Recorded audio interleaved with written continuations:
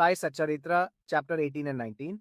You can also listen to the free audiobook version of these chapters on YouTube, chapter 18 and 19. The stories of Mr. Sade and Mrs. Deshmukh, encouraging good thoughts to fruition, variety in Upadesh. A slanderer is corrected and remuneration for labor. In the last two chapters, Hemad Pant described how a rich gentleman aspiring for quick Brahma Janana was treated by Baba. And now, in these two chapters, he describes how Hemad Pant was accepted and blessed by Baba, how Baba encouraged good thoughts and fructified them, and gives his teachings regarding self improvement, slander, and remuneration for labor. Preliminary, it is a well known fact that the Sadguru looks first at the qualifications of his disciples and then gives them suitable instructions without unsettling their minds in the least. And he leads them on towards the goal of self realization. In this respect, some say that what the Sadguru teaches or instructs should not be divulged to others. They believe that these instructions become useless if they are published. This view is not correct. The Sadguru is like a monsoon cloud. He pours down profusely his nectar like teachings. These we should enjoy and assimilate to our heart's content and then serve others with them without any reserve. We should apply this rule not only to what he teaches us when we are awake, but to the visions he gives us in our dreams. To quote an instance, Buddhakoshik Rishi composed his celebrated Ramraksha Stotra based on what he had seen in his dreams. Like a loving mother forcing bitter but wholesome medicines down the throats of her children for the sake of their health, Sai Baba imparted spiritual instructions to his devotees. His method was not veiled or secret but quite open. Devotees who followed his instructions attained in their objective. Sadgurus like Sai Baba broaden our intellect and show us the divine beauty of the self and fulfill our tender longings of devotion. When this is done, our desire for sense objects vanishes. The twin fruits of Viveka, discrimination, and Vairagya, dispassion or non attachment, are attained, and knowledge sprouts up even in our sleep. We get all this when we come in contact with saints, Sadgurus, serve them, and secure their love. The Lord who fulfills the desires of his devotees comes to our aid, gets rid of our troubles and sufferings, and makes us happy. This progress or development is entirely due to the help of the Sadguru, who is regarded as the Lord himself. Therefore, we should always be eager to meet the Sadguru, hear his stories, fall at his feet, and serve him. Now we come to our main story. How Hemad Pant was accepted and blessed. Mr. Sate's story. There was a gentleman named Mr. Seth who had attained some publicity many years ago during the Crawford regime. Lord Ray, the governor of Bombay at the time, quashed Mr. Sate's popularity, and Mr. Sade suffered severe losses in his trade. Other adverse circumstances also gave him a lot of trouble and made him sad and dejected. Restless, he thought of leaving home and going to a distant place. Man does not generally think of God, but when difficulties and calamities overtake him, he turns to God and prays for relief. If his evil actions have come to an end, God arranges his meeting with the saint, who gives him proper directions regarding his welfare. Mr. Sati had a similar experience. His friends advised him to go to Shirdi, where so many people were flocking to receive Sai Baba's darshan, which helped them attain peace of mind and the satisfaction of their wants. He liked the idea and at once came to Shirdi in 1917. Upon seeing Baba's form, which was like eternal Brahma's self, luminous, spotless, and pure, his mind lost its restlessness and became calm and composed. He thought that it was the accumulation of merits in his former births that had brought him to Baba's holy feet. He was a man of strong will. He at once began to study the Guru Charitra. When the reading was finished in 7 days, Baba gave him a vision one night. It was to this effect: Baba, with the Guru Charitra in his hand, was explaining its contents to Mr. Sate, who was sitting in front of Baba and listening carefully. When he woke up, he remembered the dream and felt very happy. He thought that it was extremely kind of Baba to awaken souls like his that were snoring away in ignorance and make them taste the nectar of the Guru Charitra. The next day, he informed Kakasaheb Dixit of this vision and requested him to consult Sai Baba regarding its meaning or significance and whether 1 week's reading was sufficient or whether he should begin again. Kakasaheb Dixit, when he got a suitable opportunity, asked Baba, Deva, O God, what did you suggest to Mr. Satye by this vision? Should he stop or continue the Saptaha? He is a simple devotee. His desires should be fulfilled and the vision explained to him. He should be blessed. Then Baba replied, he should read one more saptaha of the book.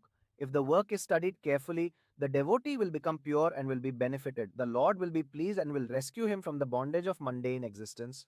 At this time, Hemat Pant was present there. He was shampooing Baba's legs. When he heard Baba's words, he thought to himself, what? Mr. Sate read for just a week and got a reward, and I've been reading it for 40 years with no result. His 7-day stay here becomes fruitful, while my 7-year stay, 1910 to 1917, is worth nothing. Like a chatak bird, I am always waiting for the merciful cloud, Baba, to pour its nectar on me and bless me with his instructions.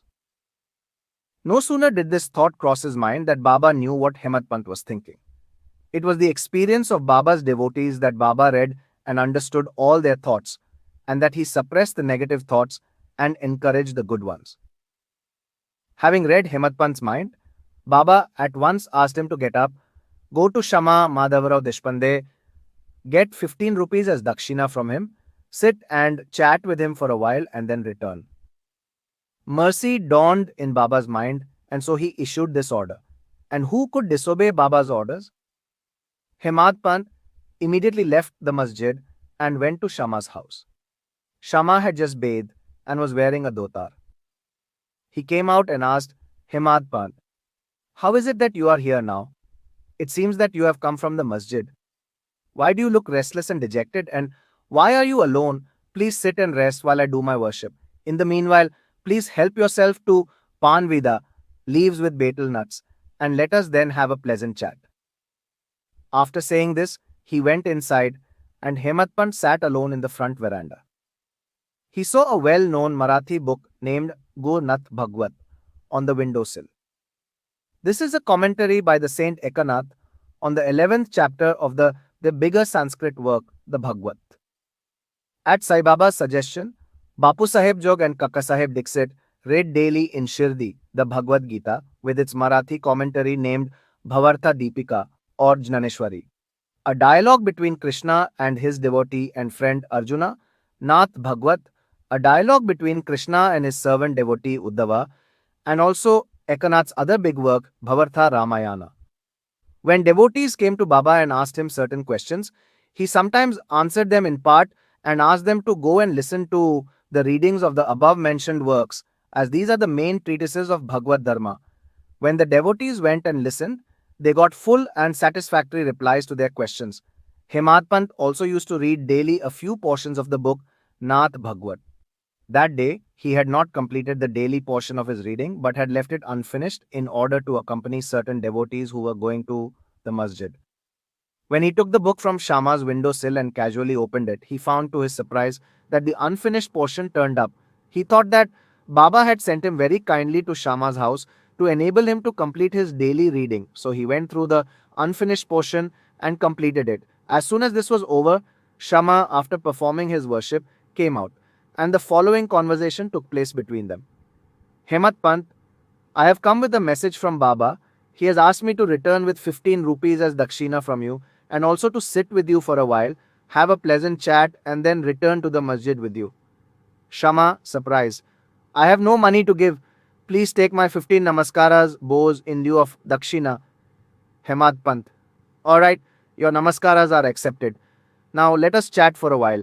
Tell me some stories and leelas of Baba which will destroy our sins. Shama, then sit here for a while. Wonderful is the leela of this god, Baba. You know it already. I am a village rustic while you are an enlightened citizen. You have seen some leelas since you came here. How could I describe them to you? Well, eat the pan vida while I go in and get dressed. In a few minutes, Shama came out and began talking to Hemat Pant. He said, the leela of this god, Baba, is inscrutable. There is no end to his leelas. Who can really see them? He plays with his leelas and yet he is unaffected by them. What do we rustics know? Why does Baba not tell stories himself? Why does he send learned men like you to fools like me? His ways are inconceivable. I can only say that they are not human. With this preface, Shama added, I now remember a story, which I shall relate to you. I know it personally. As a devotee is resolute and determined, so is Baba's immediate response. Sometimes Baba puts the devotees to severe test and then gives them Upadesh instructions.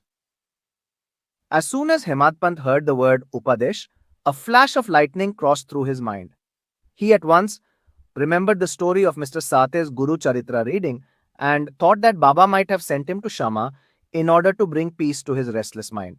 However, he curbed this feeling and began to listen to Shama's stories. They all showed how kind and affectionate Baba was to his devotees. Hemad Pant began to feel a sort of joy while hearing them. As soon as Hemad Pant heard the word Upadesh, a flash of lightning crossed through his mind. He at once remembered the story of Mr. Sate's Guru Charitra reading and thought that Baba might have sent him to Shama in order to bring peace to his restless mind. However, he curbed this feeling and began to listen to Shama's stories. They all showed how kind and affectionate Baba was to his devotees. Hemad Pant began to feel a sort of joy while hearing them. Then Shama began to tell the following story. Mrs. Radhabai Deshmukh's story. There was an old woman named Radhabai. Upon hearing of Baba's fame, she came to Shirdi with the people of Sangamner. She received Baba's darshan and was very satisfied. She loved Baba dearly and resolved in her mind that she would accept Baba as her guru and get some Upadesh spiritual advice from him. She knew nothing else. She was determined to fast herself unto death until Baba accepted her and gave her some Upadesh or mantra. She stayed in her lodging and stopped eating any food or drinking water for 3 days. I was frightened by this ordeal of the old woman and interceded with Baba on her behalf. I said, Deva, what is this you have started? You drag so many people here. You know that old lady, she is very obstinate and depends on you entirely. She has resolved to fast unto death if you don't accept and instruct her. If anything worse happens, people will blame you and say that Baba did not instruct her, and she thus met her death. So please have some mercy on her, bless her, and instruct her. On seeing her determination, Baba sent for her and changed her mind by addressing her as follows. O mother, why are you subjecting yourself to unnecessary tortures and hastening your death? You are really my mother, and I am your child. Take pity on me and hear me through. I shall tell you my own story, which, if you listen to it carefully, will do you good. I had a guru. He was a great saint and was very merciful. I served him for very long, and yet he still would not blow any mantra into my ears. I had a keen desire never to leave him, but to stay with him and serve him, and at all costs receive some instructions from him. But he had his own way. He first got my head shaved and asked me for 2 paise as dakshina. I gave the same at once. Since my guru was perfect, why should he ask for money, and how should he then be called desireless? I replied that he never cared for coins. What had he to do with them? His 2 paise were firm faith and patience or perseverance. I gave these 2 paise or things to him, and he was pleased. I resorted to my guru for 12 years. He raised me. There was no dearth of food and clothing. He was full of love and was love incarnate. How can I describe it? He loved me the most. Rare is a guru like him. When I looked at him, he seemed as if he was in deep meditation, and then we were both filled with bliss. Night and day, I gazed at him with no thought of hunger and thirst. Without him, I felt restless. I had no other object to meditate on or any other thing than my guru to attend to. He was my sole refuge. My mind was always fixed on him. This is 1 paise of the dakshina. Saburi, patience or perseverance, is the other paise. I waited patiently and very long on my guru and served him. This saburi will ferry you across the sea of mundane existence. Saburi is the manliness in man. It removes all sins and afflictions, gets rid of calamities in various ways, and casts aside all fear, and ultimately gives you success. Saburi is the mine of virtues and the consort of good thought. Nishtha, faith, and Saburi, patience, are like twin sisters that love each other very intimately. My guru never expected any other thing from me. He never neglected me but protected me at all times. I lived with him and was sometimes away from him, yet I never felt the want or absence of his love. He always protected me by his glance, just as the tortoise feeds her young ones, whether they are near her or away from her on the other side of the river bank. O mother, my guru never taught me any mantra then how can I blow any mantra into your ears? Just remember that the Guru's tortoise-like loving glance gives us happiness. Do not try to get a mantra or upadesh from anybody. Make me the sole object of your thoughts and actions, and you will no doubt attain Paramartha, the spiritual goal of life. Look at me wholeheartedly, and I in turn look at you similarly. Sitting in this masjid, I speak the truth and nothing but the truth. No sadhanas or proficiency in the six shastras are necessary. Have faith and confidence in your Guru. Believe fully that the Guru is the sole actor or doer. Blessed is he who knows the greatness of his Guru and thinks him to be Hari, Hara, Hara, and Brahma, Trimurti incarnate. Instructed in this way, the old lady was convinced. She bowed to Baba and gave up her fast. Hearing this story carefully and attentively and noting its significance and appropriateness, Hemad Pant, hearing this story carefully and attentively and noting its significance and appropriateness, Hemad Pant was moved from top to toe. He was overflowing with joy, his throat was choked, and he was unable to say a single word. Shama, on seeing him in this condition, asked him, "What is the matter with you? Why are you silent? How many Leelas of Baba do you want me to describe?" Just at that time, the bell in the masjid began to ring, announcing that the noon worship and Arati ceremony had begun. Therefore, Shama and Hemad Pant hurried to the masjid. Bapu Sahib Jog had just started the worship. Women were standing inside the masjid, men were standing below in the open courtyard, and they were all singing the Arati loudly in chorus to the accompaniment of drums. Shama walked up, pulling Hemad Pant with him. He sat to the right and Hemad Pant in front of Baba. On seeing them, Baba asked Hemad Pant to give the dakshina brought from Shama.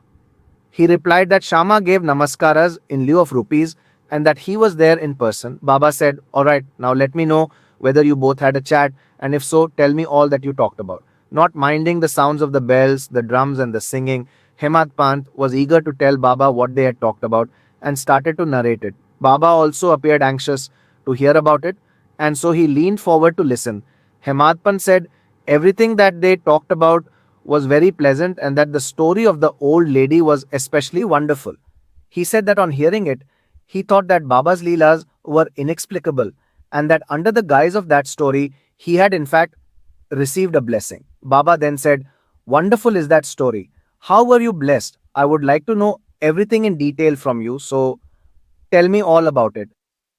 Then Hemad Pant related in full the story which he had heard a little while before and which had made a lasting impression on his mind. Hearing this, Baba was very pleased and asked him, "Did the story strike you and did you catch its significance?"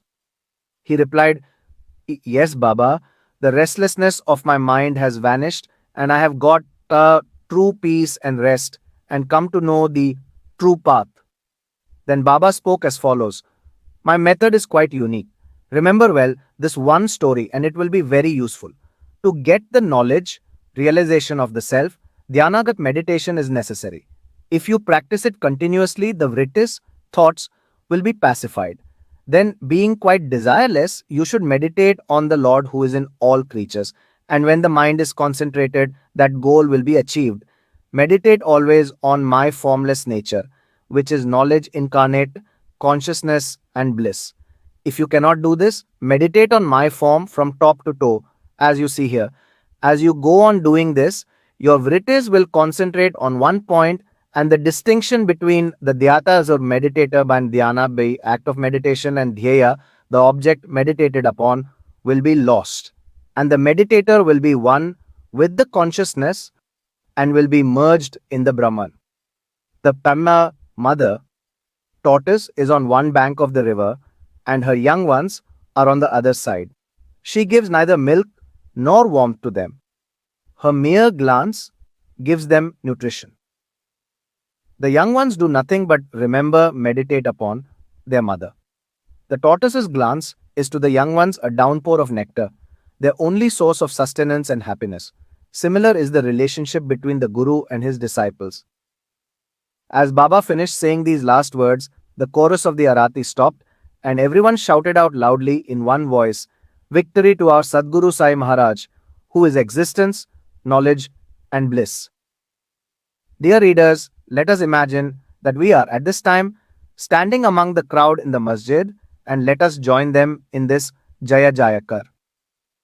After the Arati ceremony was over, Prasad was distributed. Bapu Saheb Jog advanced as usual and after bowing to Baba, gave into his hand a handful of sugar candy.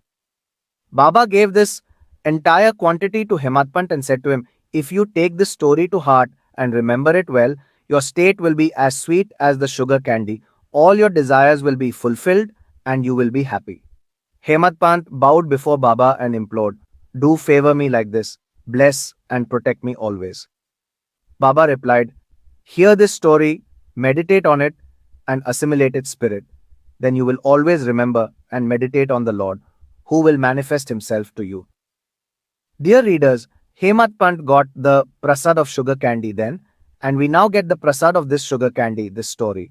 Let us drink it to our heart's content, meditate on it, assimilate it, and be strong and happy by Baba's grace.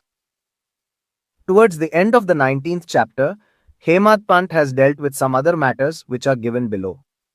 Baba's advice regarding our behavior. The following words that Baba said are general and invaluable. If they are remembered and acted upon, they will always do you good. Unless there is some relationship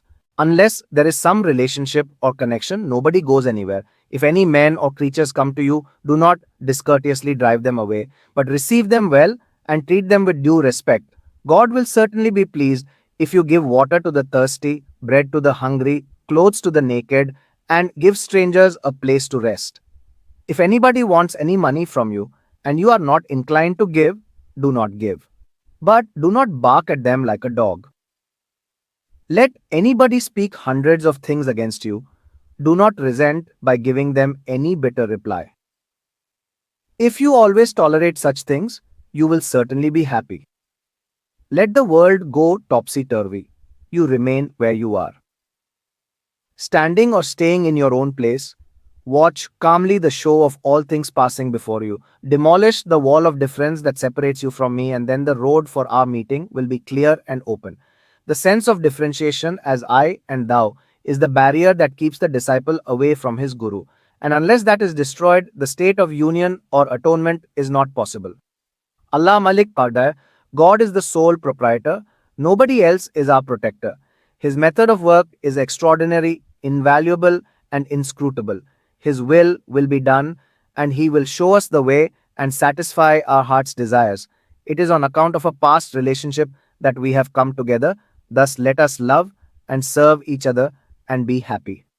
He who attains the supreme goal of life is immortal and happy, while all others merely exist. Encouraging good thoughts. It is interesting to note how Sai Baba encouraged good thoughts.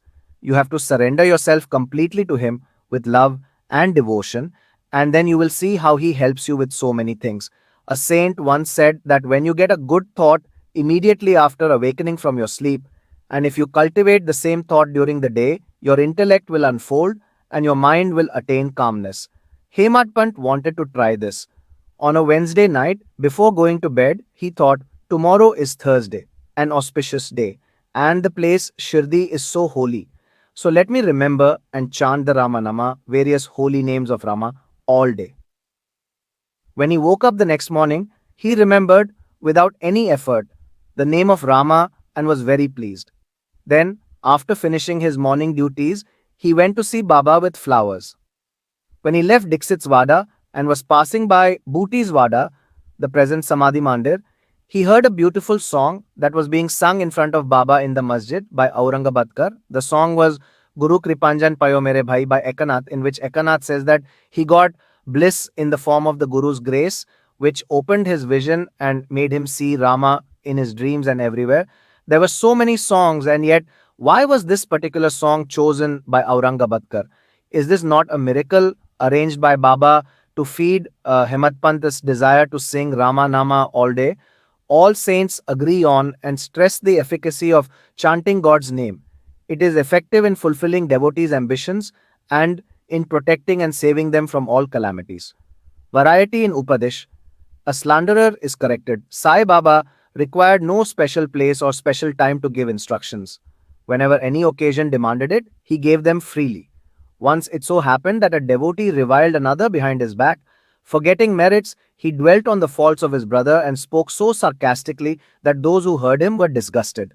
Generally, we see that people have a tendency to scandalize others unnecessarily, and this brings on hatred and ill will. Saints see scandal in another light. They say that there are various ways of cleansing or removing dirt, but a scandalmonger has a way of his own. He removes the dirt, faults of others by his tongue. Thus, in a way, he obliges the person whom he reviles, and for this he is to be thanked. Sai Baba had his own method of correcting the scandalmonger. He knew by his omniscience what the slanderer had done, and when he met him at noon near the Lendi, Baba pointed out to him a pig that was eating filth near the fence, and said to him, "Behold how with relish it is gorging dung. Your conduct is similar. You go on reviling your own brethren to your heart's content.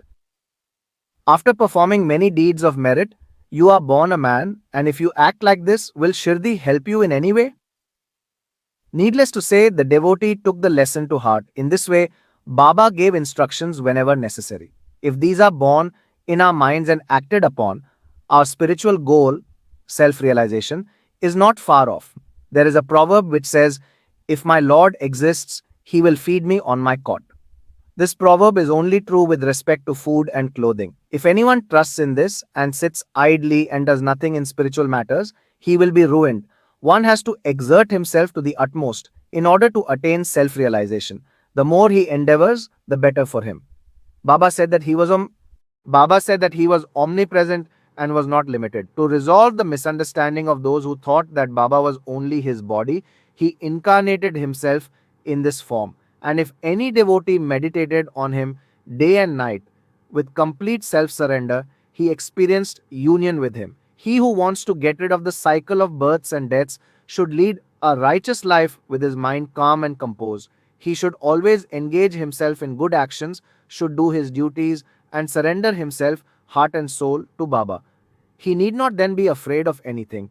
He who trusts Baba wholeheartedly, hears and expounds his Leelas, and does not think of anything else, is sure to attain self realization.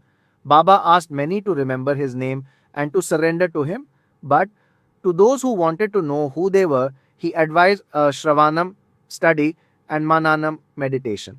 To some, he advised remembering God's name, to others, hearing his Leelas, and to some, the worship of his feet, while to others, reading and studying Adhyatma Ramayan, Jnaneshwari, and other sacred scriptures.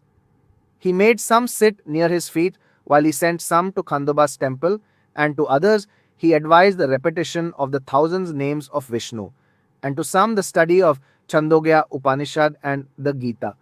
There were no limits or restrictions to his instructions. To some, he gave them in person, and to others through visions in their dreams. To one addicted to alcohol, he appeared in his dreams, sat on his chest, pressed on it, and only let him go after the devotee promised not to touch liquor anymore. To some, he explained mantras like Gurur Brahma in their dreams. To other devotees who were practicing Hatha Yoga, he sent word that they should stop Hatha Yoga practices, sit quietly, and wait, saburi. It is impossible to describe all his ways and methods. In ordinary worldly dealings, he set examples by his actions, one of which is given below. Remuneration for labor. One day at noon, Baba walked up to Radha Krishna Mai's house and said, "Bring me a ladder." A few men brought one and leaned it against a wall as directed by Baba.